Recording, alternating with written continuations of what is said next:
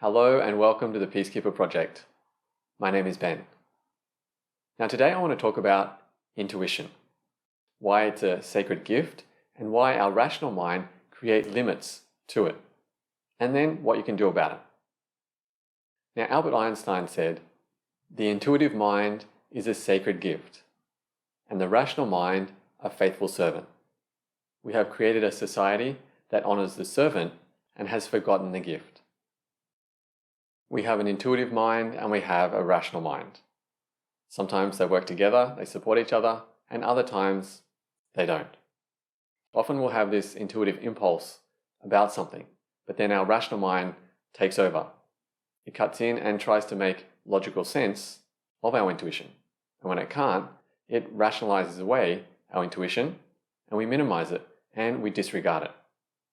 Has that ever happened to you? Have you ever ignored your intuition to make a more logical decision, only later realizing that your intuition was right and that you should have followed it? I know I have. We've all done it. We've all done it many times. Now, an important distinction to make is that the rational mind has limits. It needs to make logical sense of things, logical connections and conclusions, while the intuitive mind is limitless. It does not have to make logical connections and conclusions. The intuitive mind has a simple knowing. Intuition can feel like a knowing. We know something, but we don't necessarily know how we know. We just know. And for the rational mind, that can be uncomfortable because it needs to make logical sense of things. And when it can't, it doesn't like it. It tries to maintain control. But the intuitive mind understands the connections between all things. Sometimes this will make logical sense to the rational mind, but other times it won't. So what can you do with this? How can you use this to deepen your trust in your intuition? Well, part of learning to trust your intuition is knowing the difference between your intuitive mind, intuitive thoughts, and your rational mind and rational thoughts, because they feel different. And if we don't pay attention, then we may not even realize what part of our mind we're actually listening to and following. So what are some of the differences? What's the distinction? How do they feel different? Well, the rational mind feels like that makes sense. I can understand that logically. The intuitive mind feels like that feels right. I don't need to understand logic. When they both align, it feels good. The intuitive mind is simple and the rational mind can make sense of it. But what about when they don't align? That's more challenging. So when we feel our intuition, it feels good. It feels right. There's a rightness to it. It feels light.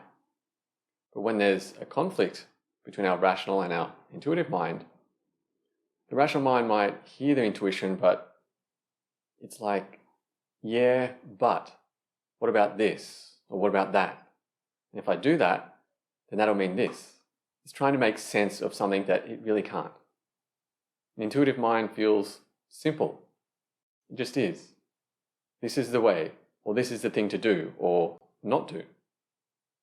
But to the rational mind, it just doesn't make sense. To the rational mind, it's like a mathematical equation that it just can't solve. So can you feel the difference? Can you notice it? Can you recognize it in yourself, how they feel different? So I just really encourage you to notice, pay attention to the rational part of you and the intuitive part of you. Notice how they feel different. No judging, just noticing. And be curious. Be curious to understand. Notice where in your life you ignore your intuition to prioritize your rational mind. So the more we can discern and feel the difference between our intuitive mind and our rational mind, the more we'll trust our intuition because we can know the difference. We know the difference between the two. And I'm also going to highly recommend that you watch a previous video of mine, Why We Don't Listen to Our Intuition. In that one, I talk more about one of the other reasons why we ignore our intuition. because our intuition is always there. It's always there in the background. It's part of the foundation of who we are. It's this wisdom, this intuition of the heart. And if we stop ignoring it and stop rationalizing it away, trusting our intuition will just be natural. All right, now let me know in the comments below how you go. Did this make sense? And did it help you to trust your intuition? Now, if you did like the video, then please like and subscribe to the channel. This is the best way you can help me to build this channel so that more people can find videos like this one.